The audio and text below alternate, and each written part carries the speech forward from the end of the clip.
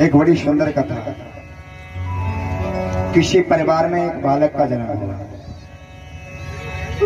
छोटा सा बालक नन्हा दिन प्रतिदिन बढ़ने लगा। बड़ा हुआ तो उसमें कोई दोस्त नहीं, दोस्त केवल एक ही था। क्या कि महाराज जो है खाता बहुत था। एक बार खाने बैठ जा महाराज तो उठने का नाम ही नहीं ले, इतना खाया। और लोग बड़े परेशान। महाराज खाता सो खाता और खाते खाते कहता कि दाने दाने पर खान हान का नाम। तो लोगों ने कहा तू दाना दाना मत गए, तू कहे बोरा बोरा पर खान हान का नाम। तो बोरा बोरा खाता है। एक संत के पास कहता महाराज ये बहुत खाता है। तो संत ने बड़ा सुंदर उत्तर दिया, महाराज ये उतना ही खाता है जिसका इतना खाता है। ये उतना ही खाता है जिसका इतना इसका खाता है, और खाते से ज्यादा कोई नहीं खाता। जैसे महाराज आज के समय में किसी किसी को शुगर की बीमारी हो जाती है, प्रायः ज्यादातर लोगों को होती है। तो कोई सज्जन कह रहे थे, कोई महात्मा ने बताया कि ये शुगर की बीमारी है, मीठा खाना लोगों का बंद हो जाता है। तो इसका ये मतलब है कि उनके जो मीठा खाने का जो खाता था वह खत्म हो गया। उन्होंने पहले मीठा ज्यादा खा लिया, अब खत्म, अब नहीं खा पाए। और खाओगे मीठा तो परेशानी होगी। तो महाराज बहुत खाए पिए घर वाले एक दिन परेशान हो। और महाराज जब ज्यादा खाता तो ज्यादा नींद भी आएगी। जहां पर खाए वहीं पे लुढ़क जाए, न कोई काम करे न कोई धाम करे। घर वाले बहुत परेशान। तो घर वालों ने घर से निकाल दिया, जा घर से निकल जा, कोई काम का नहीं है। क्योंकि ये दुनिया है, ये मतलब से ही सबसे संबंध बना है। चाहे आपका बेटा हो, चाहे आपका भाई हो, चाहे आपकी माता हो। यदि घर में आप कमाओगे, अच्छी पढ़ाई लिखाई करोगे तो सब आपका सम्मान करेंगे। और घर में यदि कोई कार्य नहीं करोगे तो आपकी कोई इज्जत नहीं करेगा। ये सच्चाई है, कटु सच्चाई है।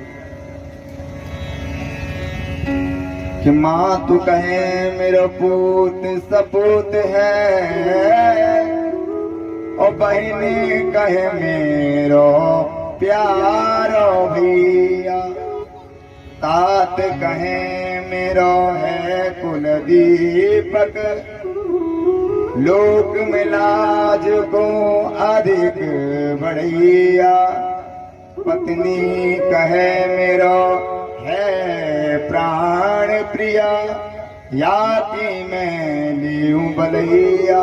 पर कब कहेंगे? कोई कवि ने कहा, कवि गंग कहे सुन भक्तो, जाति गांठ रुपैया। महाराज हाथ में जब पैसा होगा तभी सब लोग आपको पूछेंगे। संसार की यही रीत है। आपके जेब में होंगे पैसे तो ही लोग पूछेंगे महाराज जी हो कैसे। और हाथ में जब पैसा नहीं है, सम्मान नहीं है समाज में, तो आपको कोई पूछने वाला नहीं है। उसको किसी ने नहीं पूछा, घर से निकाला। और जैसे घर से निकाला वह चल पड़ा। और महाराज 1 घंटे बाद वापस आ गया। लोगों ने कहा तुम फिर से वापस आ गए? तो कहने लगा शायद घर से निकाल के आप मुझे पछता रहे हो तो हम वापस महफिल में आ गए। घर वालों ने कहा निकल जा, अपनी शक्ल मत दिखाना, तेरी कोई जरूरत नहीं है। महाराज वह चल पड़ा। चलते चलते गांव के बाहर एक मंदिर दिखाई दिया। मंदिर के बाहर एक मोटे ताजे महात्मा बैठे। महात्मा तो होते ही बढ़िया मोटे ताजे, क्योंकि ना तो उनको कोई चिंता होती ना कुछ, वो भगवान के प्रेम में रहते हैं। तो जैसे महाराज जी को देखा तो सोचने लगा महाराज बहुत खाते होंगे इसलिए मोटे। बोला महाराज जी आपको हम प्रणाम करते हैं। और इतने में महाराज जी के 2-4 चेले भी निकला है, वो भी अच्छे मोटे ताजे। तो सोचने लगा यार पक्का बहुत माल मिलता होगा। तो बोला महाराज जी आप हमको भी अपना चेला बना। महाराज जी ने कहा ठीक है चेला बना लेंगे। बोले महाराज जी कुछ काम तो नहीं करना पड़ेगा? महाराज जी ने कहा यार कोई काम नहीं है, जब आरती हो तब घंटी और घंटा बजाना, प्रेम से बढ़िया भोजन पाना। तो बोला महाराज भोजन में कितनी पंक्ति होती है? महाराज ने कहा 5 पंक्ति होती है। बोला महाराज जी आप बुरा ना मानो तो एक बात कहो कि महाराज हम 5 पंक्ति में बैठे रहे तो? महाराज ने कहा इतना खाते हो? कहता महाराज जी सब आपका ही आशीर्वाद है। महाराज जी ने राम मंत्र दिया और वह रहने लगे। बढ़िया महाराज पांचों पंगतों में बैठे भरपेट के भोजन करे, न कोई काम करना है, न कहीं जाना है, न आना है। अब महाराज उसको क्या पता, एक दिन की बात है, न कोई आश्रम में चूल्हा जले, न कोई भोजन बने, रसोईया बढ़िया भजन कीर्तन करने में लगा है। लोगों से पूछा महाराज आज चूल्हे ठंडे क्यों, कुछ बन क्यों नहीं रहा? तो लोगों ने कहा आज एकादशी है और एकादशी को अन्न नहीं खाया जाता, आज सब लोग व्रत रहते हैं। तो दौड़ा दौड़ा महाराज जी के पास गया, बोला महाराज जी अरे आज ऐसा क्या है जो भोजन नहीं बन रहा है? महाराज जी ने कहा बेटा अब तुम राम नाम का मंत्र ले चुके हो और आज एकादशी का व्रत है, तुमको व्रत करना पड़ेगा। तो वह बोला महाराज जी आपके और भी चेले हैं, उनसे एकादशी करवा लो, हमें तो छोड़ दो। महाराज जी ने बोला नहीं तुम्हें भी करनी पड़ेगी। बोला महाराज जी यदि आज आपने हमको एकादशी का व्रत करवा दिया तो हम द्वादशी देख ही नहीं पाएंगे, मर जाएंगे।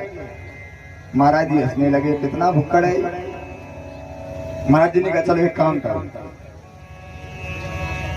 तुम इस आश्रम में तो नहीं खा सकते हो, पर एक काम करो, तुम जो सूखा आटा और आलू गुड़ और घी लेकर के जाओ, जंगल में जाओ, नदी के किनारे जाना, वृक्ष के नीचे बैठना, वहां पर भोजन प्रसादी बनाना।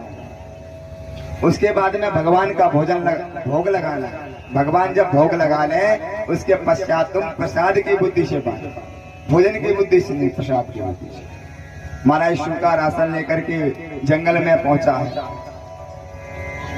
बड़ी तेज भूख लग रही है, जैसे तैसे भोजन बनाया, भोजन बन गया, जैसे पाना चाहता याद आ गया, गुरुजी ने कहा था कि भगवान का भोग लगाना है, तो भगवान का भोग लगाने लगा। भगवान ने मानसिक रूप से भोग लगा लिया। अब बेचारा इतना सीधा था, उसको क्या पता कि भगवान कैसे भोग लगाते हैं। वो तो सोच रहा था भगवान स्वयं आते हैं, भोजन अपने हाथ से पाते हैं। अब महाराज भगवान को बुलाने लगा, पर भगवान नहीं, बड़े भाव से भगवान को पुकार रहा। कैसे? हो राजा राम आइए, प्रभु राम आइए, मेरे भोजन का भोग लगाइए। हो राजा राम आइए, राम आइए, मेरे भोजन का भोग लगाइए। भगवान ने तो मानसिक रूप से भोग लगाया, भगवान नहीं आए तो सोचने लगा कि परमात्मा को जब बड़े भाव से भोग लगाते हैं, परमात्मा वहां भोजन करने आते हैं। यहाँ पर तो भैया पत्तल के ऊपर पड़ा है और ना कुछ मीठा है ना जल है, तो कहने लगा आज मनी अर्घान आरती यही मेहमानी, आज मनी अर्घान आरती यही मेहमानी।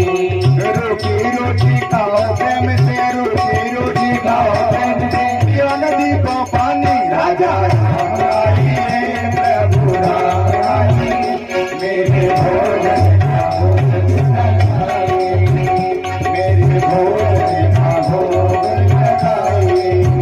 नहीं आया तो मन में सोचने लगा, प्रभु आप सोच रहे हो यार रोटी सूखी रोटी खाने क्यों आए? मंदिर में बढ़िया बढ़िया पकवान मिलते हैं, तो मंदिर में ही हम भोग लगाएंगे।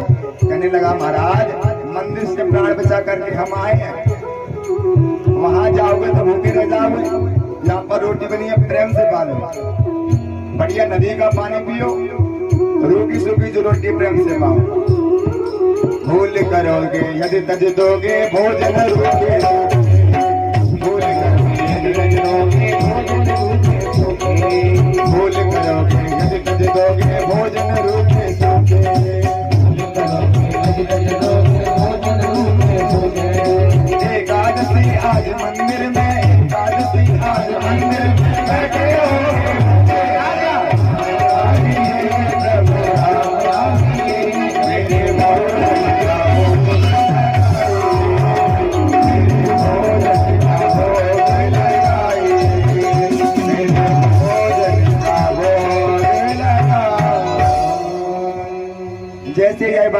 महाराज भूल करोगे यदि तज दोगे भोजन रूखे सूखी। महाराज अरे ये रूखी सूखी रोटी छोड़ दोगे तो बहुत परेशान हो जाओगे। मेरी बात मान लो, प्रेम से आके भोजन पा लो।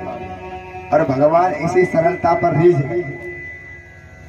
भगवान उसी समय प्रकट हो गए, सीताराम जी नाम।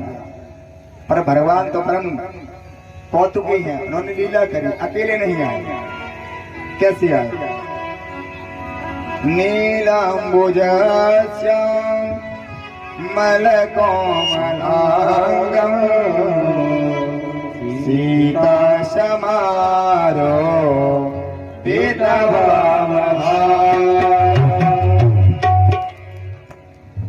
सीता मैया के साथ में प्रकट हो गए। जैसे भगवान सीता रामचंद्र को देखा है, चरणों में लेट करके प्रणाम किया। पर सोचने लगा, हमने सोचा था कि भगवान एक ही होंगे। हमने तो भैया दो लोगों के भोजन की व्यवस्था करी, ये दो लोग आ गए। तो कभी रोटियों को देखे, कभी सीताराम जी को देखे। भगवान ने सोचा, भक्तराज क्या बात है?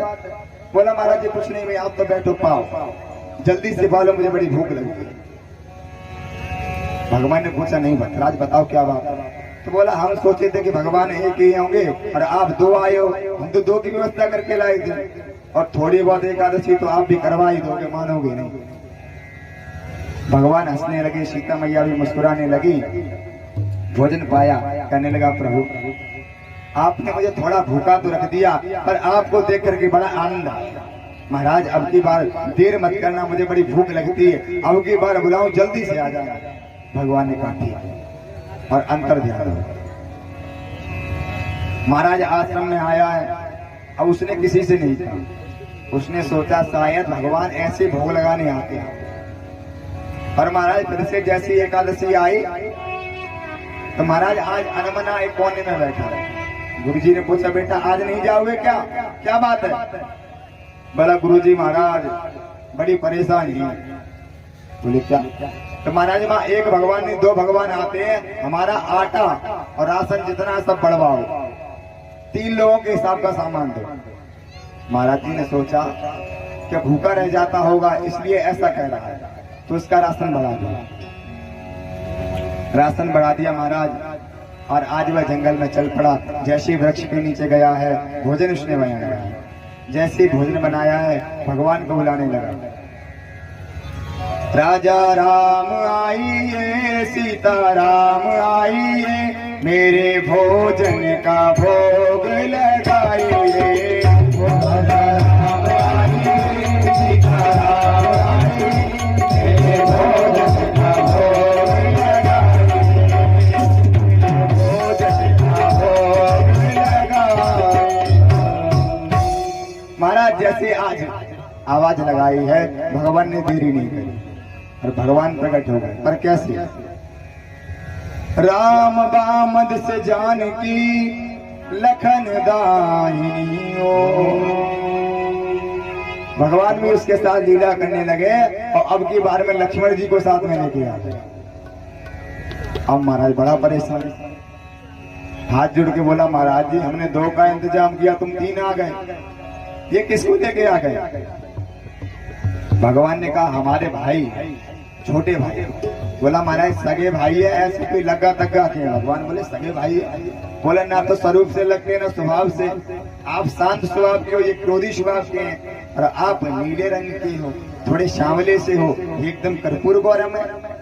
भगवान ने बोला, नहीं नहीं सगे भैया। तो बोला, महाराज बुरा मत मानना, एक बात कहूँ? बोले, कहो। महाराज जी मैंने भगवान के भोग का ठेका लिया है या भगवान के परिवार का? कभी तुम अपनी पत्नी को लेके आते हो, कभी भाई को लेके आते हो। बड़े प्रेम से भोजन पाया है, और अंत में प्रणाम करके बोला, महाराज जी एक निवेदन है, अब की बार कितने आओगे उसके हिसाब से हम व्यवस्था करके लाएंगे। भगवान ने कहा, हम आ जाएंगे, और भगवान अंतर ध्यान हो गए। भगवान ने बताया। अब महाराज जैसे तैसे घर को आया, आश्रम में गया, पुनः एकादशी आई। गुरुजी ने कहा, चेला क्या बात है? बड़ा उदास है। बोला, गुरुजी क्या करें, यहाँ तो आफत आती है, वहां भी आफत आती है। गुरुजी ने कहा, क्या हुआ? बोला गुरुजी तुमने हमारे पीछे बहुत भगवान लगा दिए और वहाँ एक एक नहीं 3-3 भगवान आते हैं। अब तो आप हमारा जो आटा 10 किलो हमको आटा दीजिए और उसी के हिसाब से गुड़ दीजिए, उसी के हिसाब से घी, उसी के हिसाब से आलू। गुरुजी ने सोचा ये 10 किलो नहीं खा सकता, जरूर बेचता होगा। सोचा कि आज पीछे चलेंगे और देखेंगे जाके ये करता क्या। रसोइये से कहा भैया इसको राशन दे दो। राशन की पोटली बनाई है, सर पर रखी है, जंगल में चल पड़ा। जैसे ही जंगल में पहुंचा है, वृक्ष के नीचे पोटली रख दी। गुरुजी झाड़ियों में छिप करके देखने लगे। अब महाराज आज इसने एक चालाकी कर दी। मन में सोचने लगा क्या भगवान ही चालाक हो सकते, हम भी चालाकी करेंगे। भोजन बनाया नहीं, वो कहने लगा पहले बुला के देख लेते हैं कि कितने भगवान आते हैं, उसी के हिसाब से बनाएंगे। तो महाराज बिना भोजन बनाए भगवान को बुलाने लगा। कैसे? राजा राम आइए, सीता राम आइए, लक्ष्मण राम आइए, तेरे भोजन का भोग लगाइए, तेरे भोजन का भोग लगाइए। राजा राम आइए, सीता राम आइए, लक्ष्मण राम आइए, तेरे भोजन का भोग लगाइए, तेरे भोजन का भोग।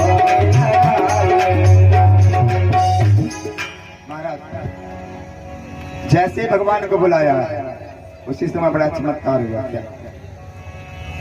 जब जंगल में भक्त ने कीनी करुण पुकार और तब ताक्षण में प्रगट भयो दिव्य राम दरबार। बोलिए राम दरबार की जय हो।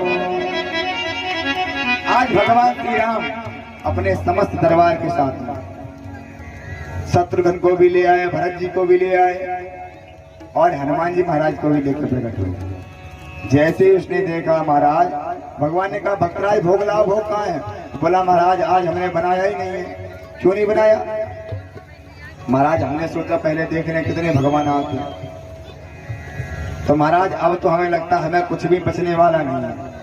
तो महाराज एक काम करो, जब हमको मिलना ही नहीं है तो हम बनाए क्यों? अब अपने हाथ से बनाओ, अपने हाथ से पाओ। क्योंकि हम तुमको बहुत समझाए पर तुम माने नहीं। कहने लगा कि मोते नहीं बनत बनाए भोजन, आप बनाओ अपने बहुत दिन संग पाए। महाराज जी अपने हाथ से बनाओ, बहुत दिन संग पाए। कहने लगा प्रथम दिवस भोजन हित आसन मैंने लगाई, उधर ना मैं वर्ष को जब सीय सन्मुख आई। जब पहले दिन मैंने भोजन बनाया, भोग लगाया, मैं भूखा रह गया, सीता मैया सामने आ गई। और फिर क्या हुआ? प्रथम दिवस भोजन हित आसन मैंने लगाई, उधर ना मैं भर सक्यो जब सीय सन्मुख आई। फिर आए विनीत भाई पर भाई, और निराहार ही रहूं आज मैं, मोहि पड़त दिखाई। और हनुमान जी की तरफ देख करके क्या बोला कि नर नारिन की कौन कहे एक बानर हो संग लाए। महाराज नर नारी की कौन कहे, एक बंदर भी साथ में लिया। महाराज अब हम भोजन नहीं बनाएंगे, आप अपना बनाओ, अपना पाओ। और एक पेड़ के नीचे आंखें बंद करके बैठ गए। भगवान ने बोला आंखें बंद क्यों करे हो? तो बोला जब हमको मिलना ही नहीं है तुम देखे क्यों? आंखें बंद करके बैठे। भगवान ने कहा चलो आज भक्त की राजी है तो भक्त की जैसी आज्ञा भोजन बनाओ। तो भोजन की ड्यूटी किसने संभाली है? सभी लोग अपनी अपनी ड्यूटी पर लगे। कैसे?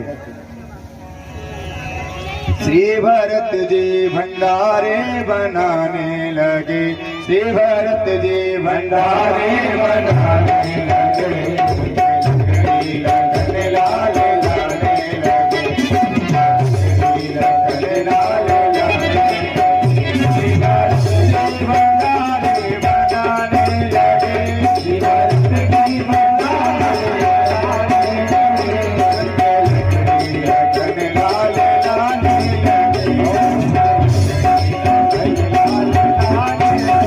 जय हो।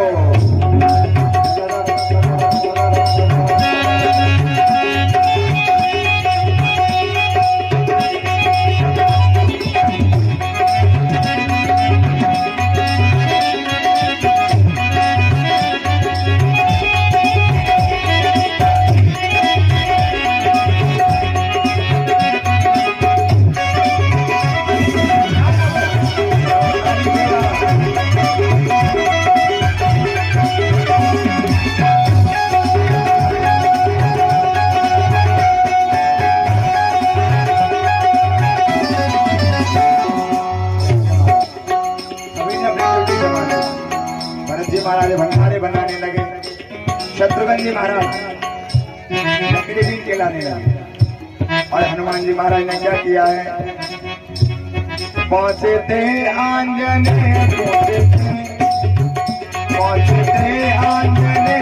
चौका को पूछते और हाथों से बोला लगाने लगे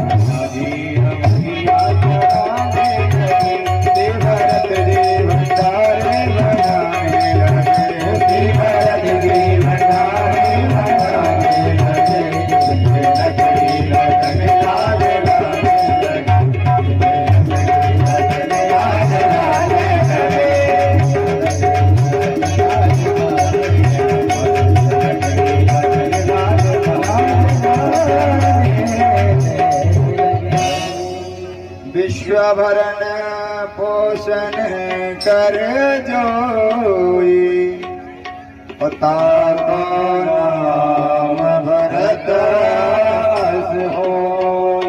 महाराज जी भरत जी रसोई में बैठ करके भोजन बनाने की व्यवस्था करने लगे और लखनलाल जंगल में जाकर के सूखी सूखी लकड़ी लेकर के आते हैं और शत्रुघ्न जी महाराज जो सब्जी है अमनिया करने लगे और सीता मैया स्वयं रसोई में बैठ करके भोजन पकाने लगी। जैसे सीता मैया को भोजन पकाते हुए देखा है तो वहां पर अनेक सिद्ध संत प्रकट हो गए। पाक संकेत शक्ति का जत्थे वहां अष्ट सिद्धियों के नवनिधि के आने लगे। महाराज वहां पर अनेक सिद्ध महात्मा अष्ट सिद्धि नवनिधि प्रकट होकर के भोजन बनाने लगे। महात्मा प्रकट होकर के मांगने लगे, मैया थोड़ा हमको भी प्रसादी मिले। जैसे ही इतनी स्वरगुल सुना है उसने आंखें खोल के देखा है और जैसे ही देखा सोचने लगा, महाराज थोड़ा बहुत बचता भी अब ये बचने नहीं देंगे। आए तो हमको कुछ भी नहीं मिलेगा, आए तो हमको भूखे ही रहना पड़ेगा। इधर गुरुजी महाराज देख रहे हैं, उनको कुछ भी नहीं दिखाई दे रहा है। उनको दिख रहा है कि जो पोटली है वह रखी है और हमारा चेला पेड़ के नीचे बैठा बैठा रो रहा है। गुरुजी दौड़ के आए, गुरुजी ने पूछा चेला क्या हुआ, तो चरणों में गिर पड़ा। गुरुजी ये देखो तुमने मेरे पीछे कितने भगवान लगा दिए। रोने लगा। गुरुजी ने कहा कहाँ भगवान दिखाई दे रहे हैं, हमें तो कोई भी दिखाई नहीं दे रहा है। अब और जोर से रोने लगा, बोला हे भगवान ये तो और विपदा है, यदि आप गुरुजी को नहीं दिखाई दिए तो गुरुजी हमारी बात का विश्वास नहीं करें। भगवान ने कहा कि भक्त हम केवल तुमको ही दिख सकते हैं, तुम्हारे गुरुजी को नहीं दिखेंगे। चेले ने कहा ये तो हमारे गुरुजी हैं, हमसे ज्यादा योग्य हैं, पढ़े लिखे हैं, हम तो अनपढ़ हैं। भगवान ने कहा भक्त ये बहुत पढ़े लिखे हैं, इसमें कोई संदेह नहीं है, ये विद्वान हैं, बहुत तपस्वी हैं, कोई संदेह नहीं है, पर ये सरल नहीं है, इनमें सरलता नहीं है, इसलिए हम नहीं दिखाई दे सकते हैं। चेले ने कहा भगवान जी कह रहे हैं महाराज जी आप सरल नहीं हो इसलिए नहीं दिखोगे। उसी समय गुरुजी सरल की जगह तरल हो गए, आंखों से अश्रुपात होने लगा। कहने लगे मैंने बहुत तप किया, बहुत दान दिया, बहुत कुछ किया, पर जिससे भगवान मिलते हैं मैंने वही नहीं किया। जैसे ही भगवान के सामने रोने लगे, भगवान ने प्रकट होकर के दर्शन दे दिए। बोलिए राजा रामचंद्र भगवान की जय हो। इसलिए भगवान ने जो सबरी मैया को नवदा भक्ति का ज्ञान दिया है, उसमें उन्होंने जो अंतिम भक्ति बताई है उसका कहा है नवम सरल सब सन चलहीना